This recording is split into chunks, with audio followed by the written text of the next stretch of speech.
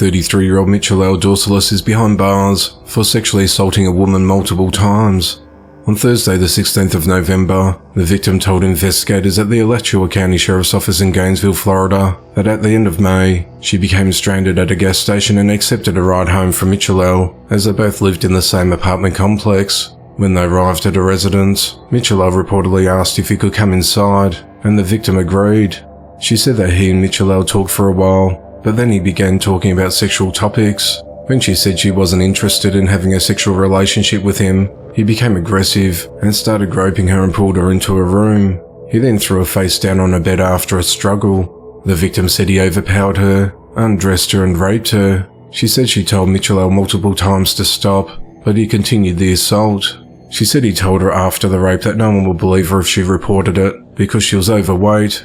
The victim said that Mitchell has come to her residence unannounced 6 or 7 times since the first incident, and demanded that she let him inside. She said he made her afraid that she would be harmed if she did not let him in. In early November, she said he coerced her into letting him in, and said he wanted to teach her self-defense. She said he told him she didn't want to do that, but he pinned her to the ground and digitally penetrated her. She said he kept telling him to stop, and he finally left. The victim identified Mitchell L. in a photo lineup, and said she was still afraid he would harm her. On Friday the 17th of November, Mitchell L. was arrested and charged with 2 counts of sexual assault, 2 charges of sexual assault with battery, and 1 charge of stalking and threatening. He is held at the Alachua County Jail on a $1,350,000 bond. The investigation into the matter continues. A mother and 2 babysitters are behind bars after 3 children were horrifically abused in Marion County. On Tuesday, the 7th of November, authorities responded to the United Hospital Center in Bridgeport, West Virginia, after staff called them advising that 3 children aged 3, 4 and 6 years old had been brought in with severe injuries. Once on scene, investigators say hospital staff told them that the children suffered internal bleeding on their heads and faces, and had pressure wounds on their buttocks that indicated they were forced to stay in the same position for an unnecessary period of time. Authorities said it was apparent that the children had been severely beaten, based upon the multitude of bruises on their faces, arms, backs, legs and chests. The 3-year-old had been struck severely in the head, resulting in the whites of his eyes to pool blood. 2 of the children identified 50-year-old Michael Stemple as her abuser.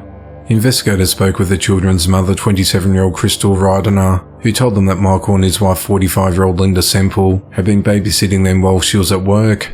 She said she found out that Michael was hitting the children about 2 weeks prior, and had spoken with Michael and Linda about hitting the children. She said that on Sunday the 5th of November, she saw that the children had been beaten again, and that Michael threatened to kill her and the children if she notified police. Michael was arrested on the 7th of November and charged with 3 counts of abuse resulting in injury, and is held at the North Central Regional Jail on a $150,012 bond. On Friday the 17th of November, Crystal and Linda were also arrested. Investigators said that Linda was an active participant and witness of the abuse and torture of the children, and that Crystal was also present and witnessed the abuse of the 3 children, and never attempted to stop or report the abuse. Linda and Crystal were charged with 3 counts of abuse resulting in injury, with Crystal being additionally charged with child neglect causing injury. Linda's bond is $200,512, and Crystal's set at $225,000. They all remain held at the North Central Regional Jail. The investigation into the matter continues. A U.S. Army officer's spouse at the military base at Fort Eisenhower, Georgia, has been charged with murder in the death of her infant son. 30-year-old April Evelyn Short was also charged with an aggravated circumstance of murder taking place during an act of child abuse. On the morning of Wednesday, the 15th of November, April used a knife to cut the neck of her 11-month-old child. He was later pronounced dead at the Eisenhower Army Medical Center.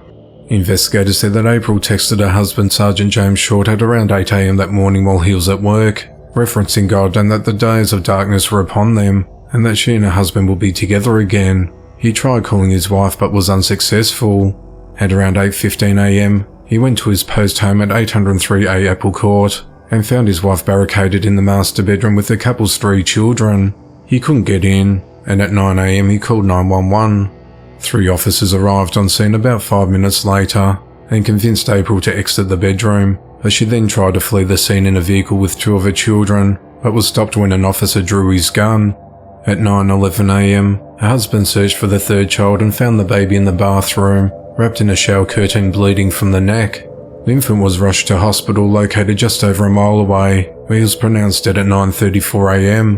When questioned by investigators, April said she knew she had done something wrong and evil. She said that before officers were called to the scene, she had 2 knives and was cutting the baby so he could be with Jesus and God, and she threatened to stab one of the other children if they did not stop crying.